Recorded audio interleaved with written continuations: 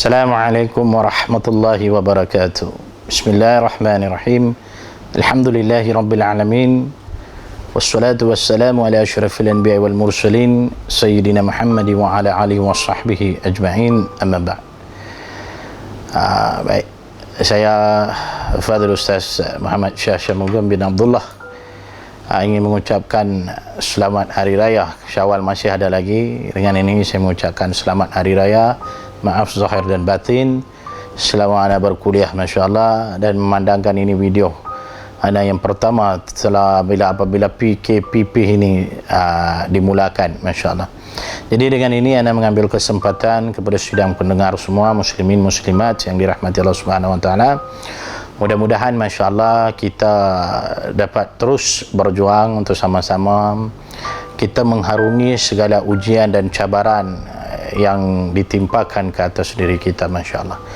Tuan-tuan, jangan kita rasa kecewa, jangan kita putus asa dengan musibah yang sedang melanda kita ni, kerana di sebalik setiap musibah itu ada keredaan Allah. Kita kena ingat, ada musibah macam sebegini, ini adalah ketentuan Allah. Seperti mana firman Allah Subhanahu Wa Taala di dalam Al-Quran Al-Karim, ma asaba min musibatin illa biiznillah, yang bermaksud tidak akan berlaku sesuatu musibah melainkan dengan izin Allah.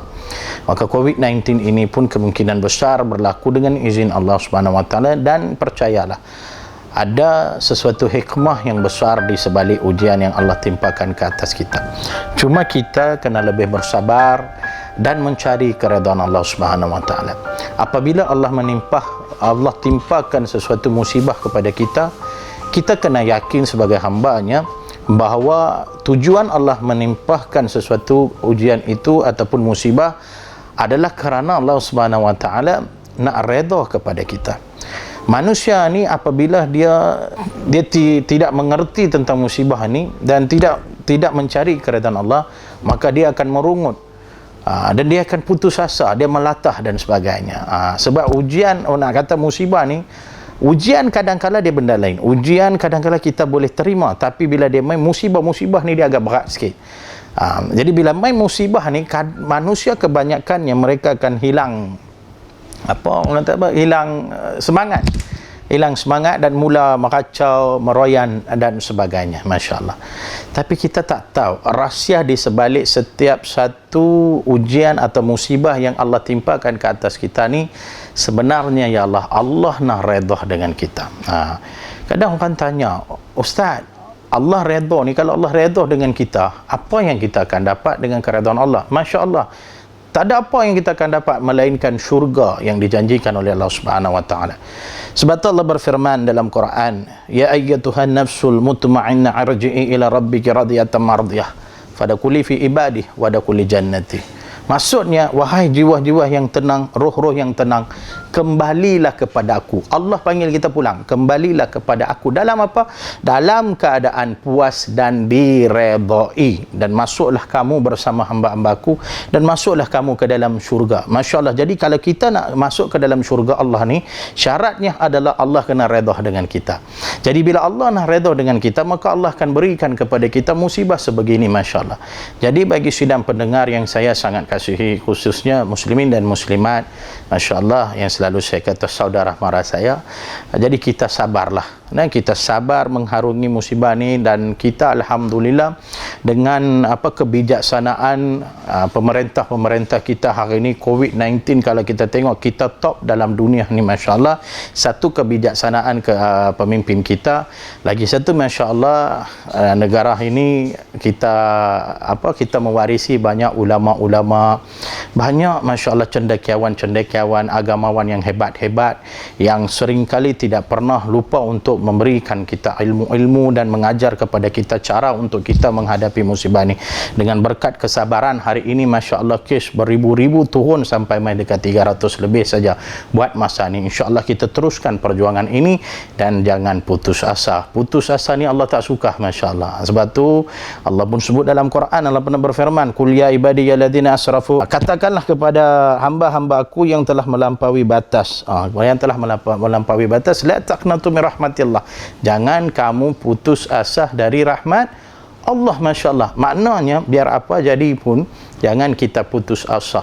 Rahmat Allah tetap ada dengan kita, terutama sekali bagi mereka-mereka yang sabar dalam mencari keredaan Allah Subhanahu wa taala. Insya-Allah percaya dan yakinlah kepada Allah, nescaya bila keluarnya musibah ini nanti, hidup kita kemungkinan besar akan lebih bersinar, akan ada lebih sinar bahagia. Nah, insya-Allah. Syaratnya kita bersabar, kita jangan putus asa. Tekadkan niat kita, masya-Allah, buat apa saja kerana Allah Subhanahu wa taala. Dan salah satunya saya nak pesan di sini secara peribadi, lazimnya masya-Allah bila berlakunya musibah sebegini, kemungkinan besar kita dah dengar nasihat daripada orang kebanyakan. Mungkin dia suruh kita beramal, jagalah solat dan sebagainya. Masya-Allah, saya nak bagi tahu satu benda di sini, tuan-tuan. Ibadat khususnya solat ini, kalau kita tak buat pun orang lain sedang buat. Hari ini sekarang kita sembahyang asar, mungkin di negara lain orang sedang dirikan sembahyang maghrib, mungkin di negara lain sedang sembahyang isya, mungkin di negara lain sekarang sedang sembahyang subuh, mungkin di satu tempat sekarang orang sedang berqiyamul lail dan sebagainya. Solat ini perintah Allah, mau tak mau kita kena buat. Untuk kita nak mendapatkan keredaan Allah Subhanahu wa taala, kita ni masya-Allah nak bagi musibah ni habis dengan cepatnya, kita kena buat satu benda yang luar biasa daripada kebiasaan, di mana walaupun ini bukan perintah, kewajipan, tetapi kalau kita buat benda ni, kemungkinan besar kita boleh mencari keredaan Allah. Dengan benda ni, dengan kita buat perkara ini, Allah akan cepat meredai kita, dan kemungkinan besar COVID-19 ni Allah akan cuci terus daripada dunia ni.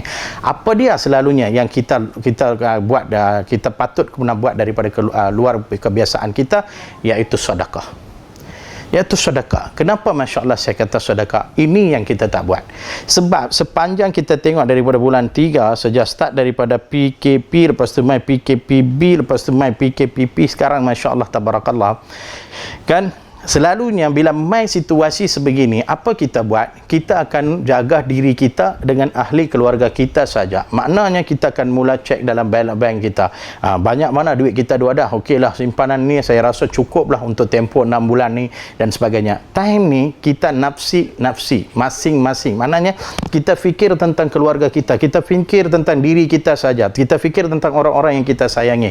Kita tak ada masa untuk nak fikir tentang masalah orang lain, masya-Allah. Sebab itulah dalam mai musibah begini, andai kata kalau kita ada RM1,000 masya-Allah dalam simpanan kita, contoh saya bagi tahu ada RM1,000, kalau kita ambil 700 untuk diri kita, balance 300 kita sedekahkan kepada orang lain, ini adalah satu kelakuan atau satu tabiat yang satu amalan yang sangat-sangat tinggi nilainya di sisi Allah Subhanahu wa taala. Kenapa?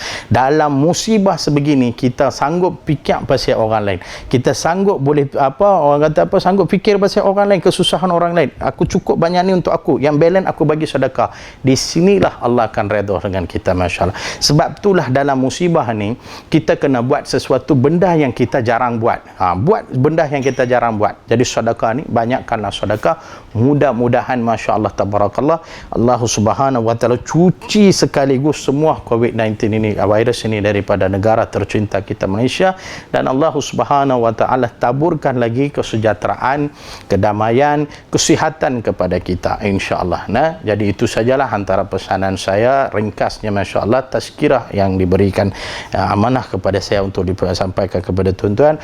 Mudah-mudahan selepas pada ini kita doakan kuliah-kuliah, ceramah-ceramah akan diadakan seperti biasa di corong-corong masjid, surau dan sebagainya. Lepas pada ini kita masya-Allah kita kerap ke masjid, insya-Allah bila sudah habisnya musibah ni kita kerap ke masjid, hadirkan diri dalam majlis-majlis ilmu, masya-Allah. Mudah-mudahan dengan itu kita mendapat keredaan daripada Allah Subhanahu wa taala. Saya pun tak sabar nak live sekali lagi dalam kuliah-kuliah yang akan datang, insya-Allah. Mudah-mudahan Allah pelihara kita, mudah-mudahan Allah Subhanahu wa taala kurniakan rahmat dan meredai kita. Itu saja daripada saya. Haza wa billahi taufiq wal hidayah. Wassalamualaikum warahmatullahi wabarakatuh.